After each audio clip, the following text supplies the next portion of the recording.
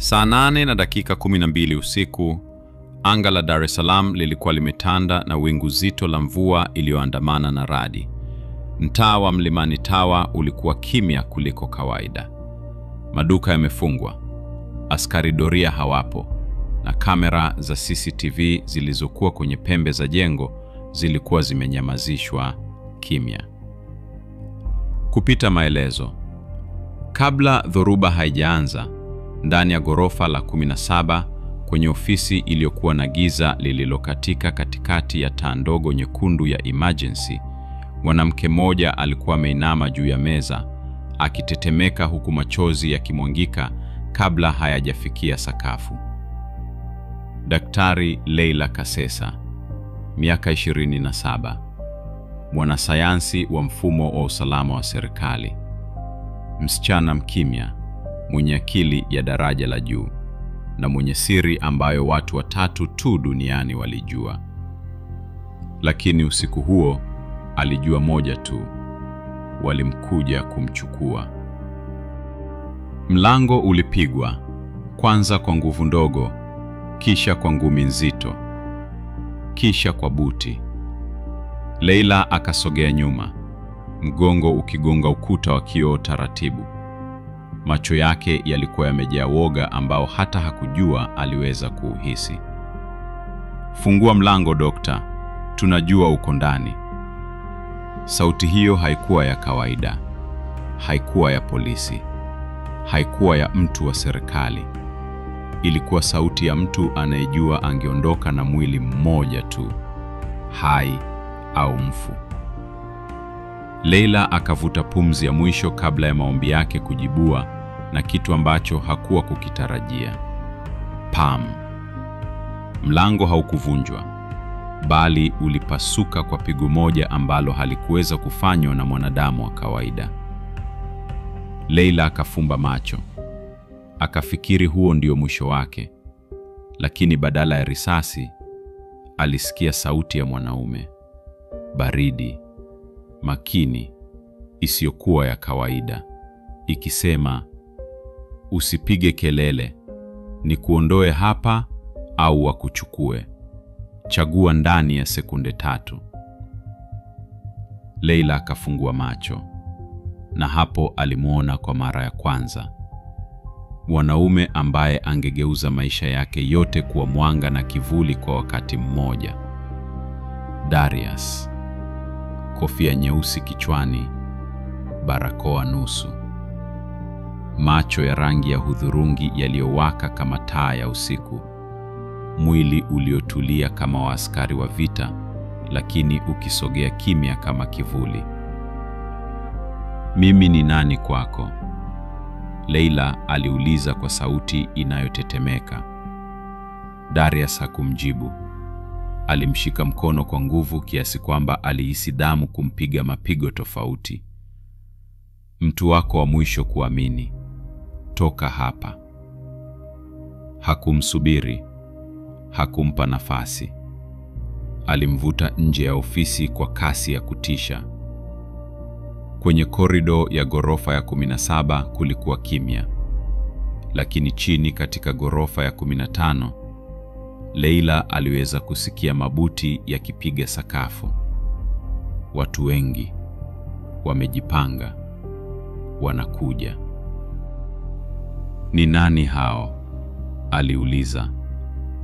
"Watu ambao hawataki uhuru wa nchi hii upite kesho asubuhi," Darius akajibu. "Nina faili, ndio wanayafuata."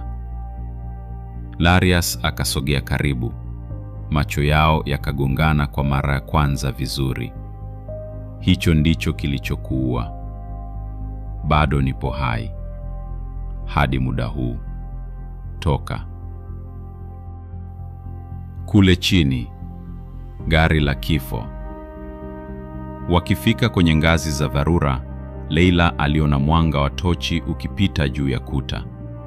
Mtu alikuwa akiwafuata kwa kasi, kwa mahesabu, kama mnyama anayepata harufu ya mawindo.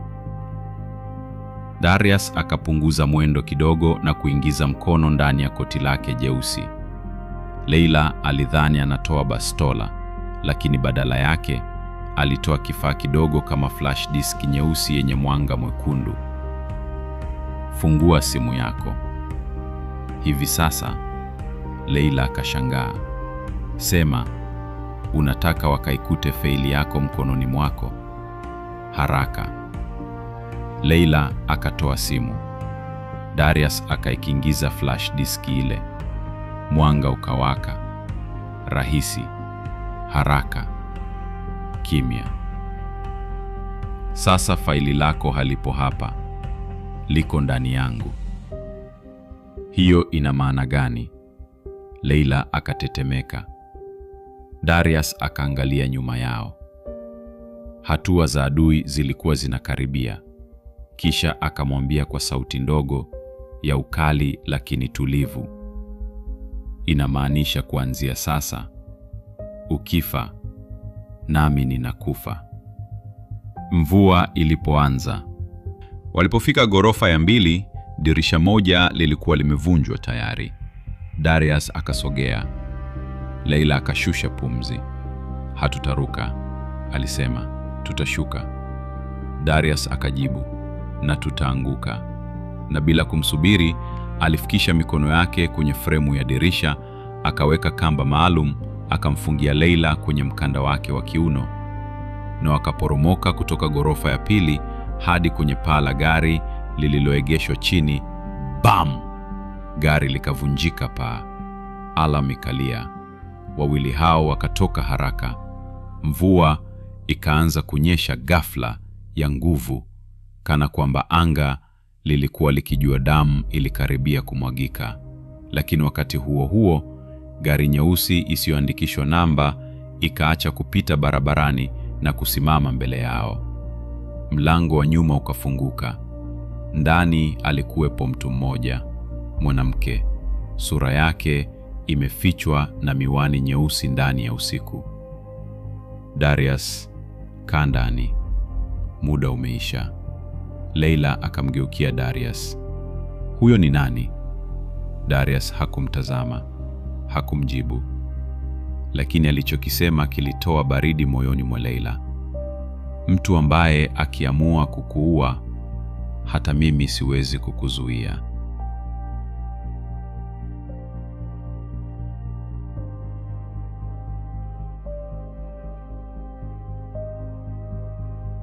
Mvua iliendelea kumwagika juu ya jiji kama vile mawingu yalikuwa yakifuta ushahidi wa kile kilichotokea ghorofa ya 17. Gari jeupe lililopokea mdaano wa Darius na Leila lilikuwa kama kivuli kikikatiza usiku kwa kasi ya kutisha. Ndani ya gari kulikuwa baridi isiyo ya kawaida, si kwa sababu ya hewa, bali kwa sababu ya uwepo wa yule mwanamke aliyekaa upande wa pili wa kiti cha nyuma.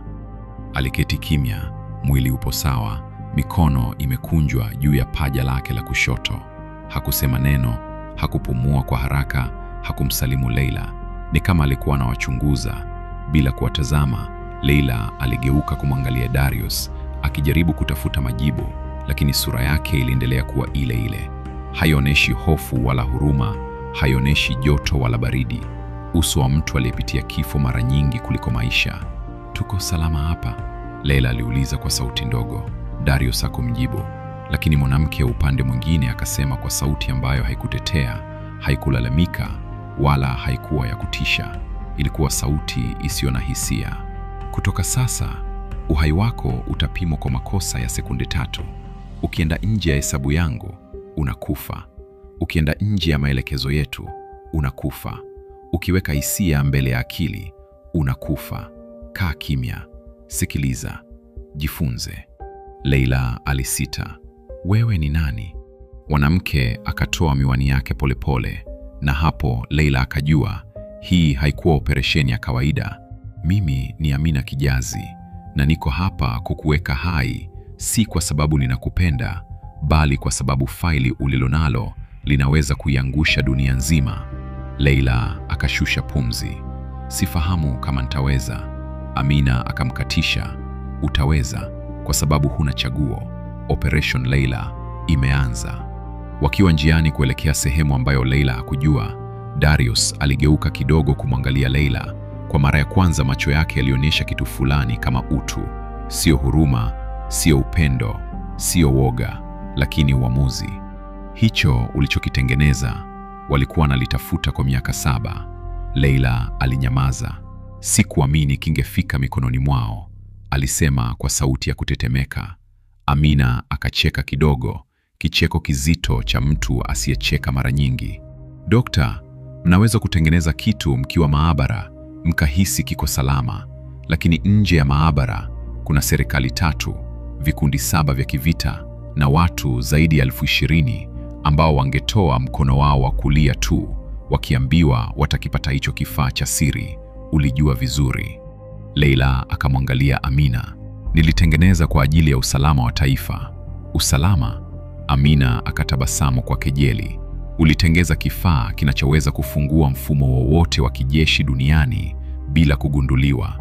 Kifaa kinachoweza kuiba nyaraka, kufichua mawasiliano ya nchi yoyote na kuruhusu mtu yeyote kupindua taifa bila hata risasi moja. Hiki sio kifaa, ni tishio la mfumo mzima. Leila akageuza macho yake kwa Darius kwa mshtuko. Ndio maana walikuja kuniua? Darius alijibu bila kupepesa macho. Hiyo ni sababu ya kwanza. Na nyingine?